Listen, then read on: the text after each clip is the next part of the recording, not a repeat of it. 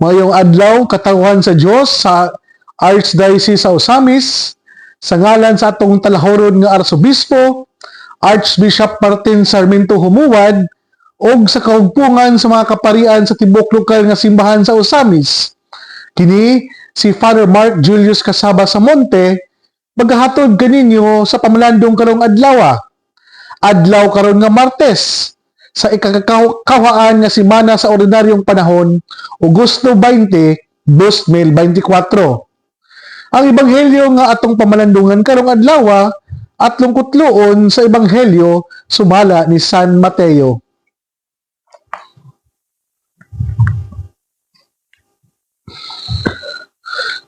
Unya miingon si Jesus sa iyang mga tinun-an, sultihan ko kamo nga malisod kayo sa usa ka dato ang pagsulod sa gingharian sa langit.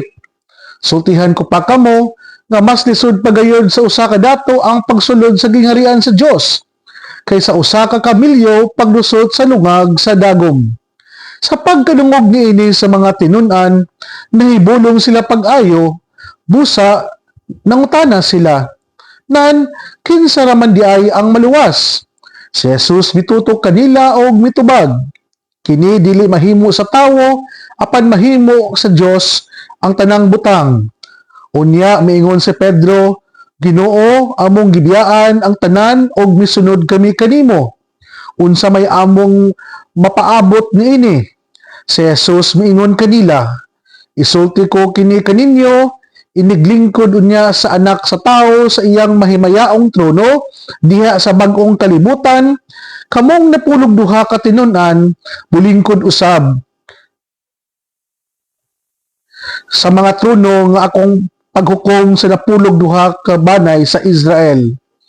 Og ang tanan nga mibiyag, balay, og mga igsuon, amahan, inahan, og mga anak, o mga uma, tungod kanako, makadawat og labaw sa usa ka gatos kapilo, og hatagad pagayod siyang kinabuhing dayon. Apan daghan ka karon nga naguna maulahi ug daghan karon nga naulahi mahiuna. Mga igsoon, ang ebanghelyo sa Ginoo. Mga igsoon ko diyan ni Kristo, sa dili pa nato sugdan ang ato ang pagpamalandong, ako ang pagtimbaya o pag-congratulate sa mga St. Mary's sa SMT Seminarians ato ang Dopium Seminary diha sa Gango sa Dakbayan sa Osamis. Nagpahigayon sa ilang 5-day annual retreat. Salamat sa kaygayonan ug pagsalig na inyo akong giimbitar na maka spiritual journey ako sa ato mga seminarista sa maong pag-ampo og pamalandong. Kana bitawng talagsaon na kasinatian mga igsuon nga bintras nag-journey ko sa atoang mga seminarista, nagbalik lantaw usab ako sa akong kasinatian kadtong seminarista pa ako. Para kanako, usa ka mahinungdanon na kasinatian ang mahimong spiritual director sa maong retreat tungod kay ang mga seminarista nato ang giubanan sa pagpamalandong na nagtuon sa teolohiya. Makaingon kita nga daghan na sila og kahibalo ug dugay na sa seminaryo ug hapit na mapari. Sa mga SMT Seminary Fathers, labi na sa bag-o nila nga kauban gikan sa Diocese sa Dipolog, uban sa mga suod nato nga higala kadtong naapa ko sa seminaryo sa SMT, tabangin ninyo ako sa pag-welcome sa atong new seminary pastor director, Reverend Father Reynaldo Lacchio. Palakpakan nato siya mga igsuon. Welcome Father Lax. Kung ginaot pa unta nga makabaklay-baklay ta, maka-exercise tag pagbalik para mabalik nato atong fit and healthy lifestyle sama kaniadto. So ako ang pagtimbaya usab sa St. John Paul II Seminary sa Banadero nga nagpahigayon silang house blessing o Holy Spirit Mass sa miaging Sabado na gipanguluhan sa tuang talahoron nga Arsobispo Archbishop Martin Sarmiento Humuad uban sa mga seminary fathers, Father Alcher, ilang vice rector, Father Shermy, si Father Saki o si Father Mario o sa labi na sa ilang seminary rector si Father Fernando Aguilar Jr. Salamat kayo, Father, sa inyong pag-imbita o inyong akong gitugutan na maka-journey po sa inyong mga seminarista, isip usa sa mga spiritual director. O sa tanang mga seminaryo sa Dupen, sa Corieso Seminary, sa Diocese of Dipolog, di na ko nakaman sa ako ang college seminary, sa Holy Infant Seminary, sa Diocese sa Pagadian, sa Inahan sa Kinabuhi Seminary sa Iligan. Welcome sa bag-o na pod na formation year 2024-2025. Na hinaot paunta ang balaang espiritu magauban ka nato sa bag-o na pod nga tuig nga hagit sa formasyon, na bisan pa man sa kalisod, bisan pa man sa mga hagit sa formasyon, ato ang mga seminarista makanunayon nga og madasigon sa pagtubag sa maong bukasyon, ang bukasyon sa pagapari. Ug sa tanang mga naminaw na to karon, mayong buntag, mayong udto, ug mayong gabi kanyang tanan, na hinaot paunta, anaa kamo sa maayong panglawas, ug naamoy maayong tulog kagabi, para makapadayon na usab kita sa bag-ong adlaw, ug ma-enjoy nato ang bag-ong grasya na gibubo sa Ginoo kanatong tanan. Ug bago pa lang nato nadungog ang ebanghelyo, mga igsoon, nanindot kayo ang mensahe ug pahinumdom para kanatong tanan.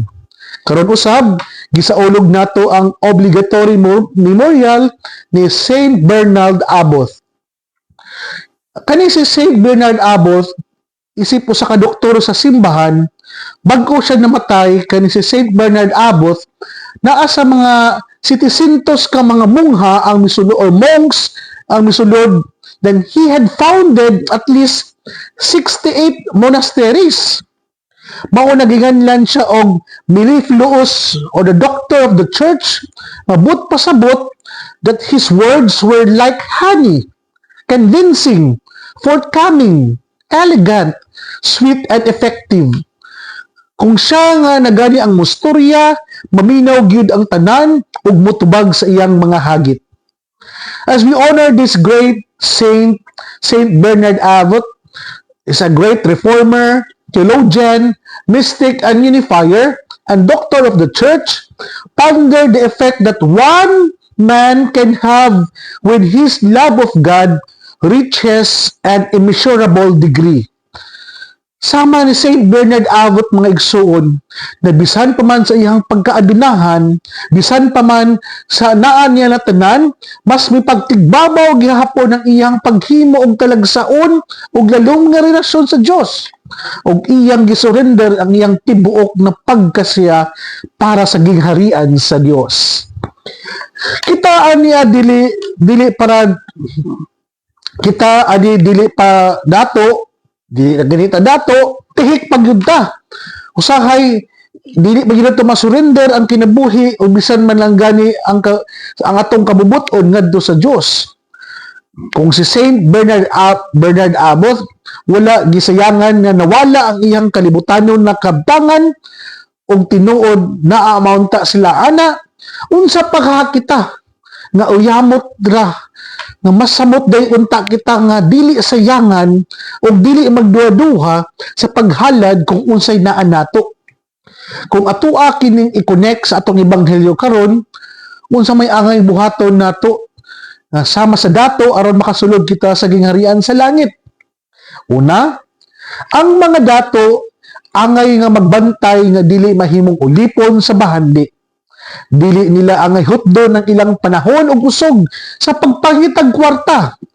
Angay silang maghatag og panahon sa pagpalambo sa ilang espirituhanong kinabuhi, ilabi na sa ilang relasyon uban sa Dios ug sa isig kaingon. Insakto, unsaon man nimo pagkainila og dato aning kalibutana, pero pobre kayo ka didto sa langit. Ang imong investment puro ra gyud kalibutanon. Dili ra ka ilado sa yuta. Pero dili ra ka inila og daghan kag kabtangan, pero didto sa langit wala jud ka nag-take sa risk, wala man ka nag-invest. Ang imong investment dito zero, ang imong account or gitawag natong heaven account zero, pero imuhang bank account diri sa yuta perting punua. Dapat siguro mga igsuon i-balance nato. para naatay gitawag na to og continuity ang imong kalipay nagipangita dili lang sa kalibutanong kinabuhi kundi malipayon usab ang imong kalipay makontinue human sa imong hinulman nga kinabuhi sa Dios. Mao nga mag-invest pug ka sa imong langit nung account para ang mao ni mahimo nimong ID na pwede pug ka nga makasulod sa o makapuyo na malipayon sa langit sa umaabot. That you learn to invest wisely your wealth na dili ra ang tawhanon na lawas ang malipay aron ang langit ng espiritu na moatubang sa panahon sa judgment day nga pwede pod makasulod ug mag-enjoy didto sa langit. Okay, kaduha, ang mga dato angay maglikay nga mahimong laog. Kinahanglan nga makat-on sila sa pagpaamit sa ilang bahandi ngadto sa kabus. Hinumduman nila nga kanunay ang tanang bahandi iya sa Dios o gusto sa tag-iya nga maghigugmaay o magtinabangay kitang tanan isip mga piniyalan. Human tendency maniguro magyud nga dili ta mawad-an, dili ta makulangan sa panahon na kita na ang mangilangan. Pero mauna usahay sobra-sobra gyud ang ato ang pag-accumulate, sobra-sobra gyud ang ato ang kwaon og i-save para sa kaugalingon. Og dili ta makadinay ni ana. Pero honestly speaking, nindot biya na mahimo tang malipayon aning kalibutana kung naatay atoa. Pero kadugayan bitaw, I personally realize na kining kinabuhi mas nindot po di ay kung mahimong malipayo ng uban tungod kanato. Kita mo'y hinundan nganong nahimuot og malipayo ng uban tungod nato mas lalong ang dulot sa kalipay na iyang mahatag kaysa kita-kita ra ang recipient og nag-enjoy sa maong grasya ug panalangin. Kining tanan di ay meant to share and enjoy with others. Mao na nga isip mga piniyalan sa butang sa kalibutan, i-share ang maong pleasurable experience ngadto sa uban para mas daghan ta nga mahimuot, para mas daghan ang malipay ug mukatawa ug mas daghan ang mapasalamaton sa Dios sa mga grasya nga butang na iyang nag-enjoy nato aning kalibutana.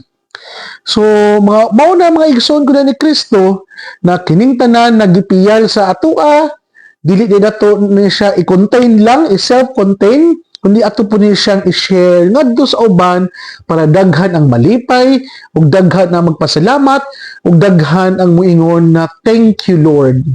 That our language, that gratitude should be the language of our heart.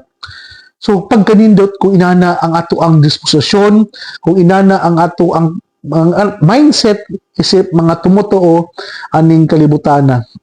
So mga igsoon, dinhi na lang ko kutob, ayaw ka mo kalimot na ang pulong sa Dios angay gayud nga pamation, pamalandungan og paningkamutan nga mapuy-an. Bulahan ang tawo nga naningkamot magpuyo sa pulong ni Jesus, nasama siya sa kahoy nga gitanong dapin sa sapa kansang mga dahon dili gayud malaya. Og timpo sa tingbunga buhatag siya maayong mga bunga, igsuon ugma na usab uban sa pangama sa itong mahal nga birhen ni Santa Maria nga itong gitawag nga Misamisnon ug ang birhen sa kuta. Ang Dios mga magpanalangin unta kanimo sa ngalan samahan sa Anak ug sa Espiritu Santo. Amen. Sa ato ang mga live stream viewers nagikan diya sa Manila, Kahandig and Sabado family, Tita Barrera and family, o sa nilang Tita Pat Ruas and family, Ate Lai, Ate Bless, and Ma'am Sara Flores and family, ug sa tanan ato ang mga kaila o higala o nag-celebrate sa ilang mga birthday karon. Happy birthday! Daghang salamat. God bless.